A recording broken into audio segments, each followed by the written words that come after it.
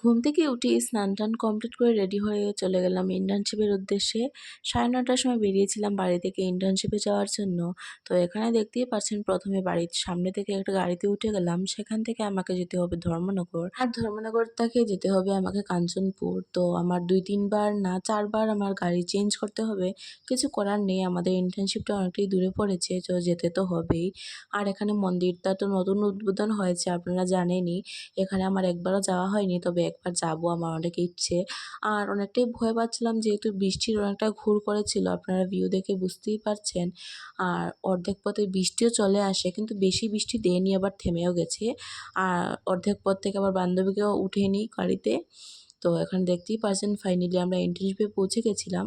আর এখানে না একটা কুত্তা ছিল, আর এটাকে আমরা অনেক ভয় পাচ্ছিলাম যেতে, যেহেতু অনেক বড় কুত্তা।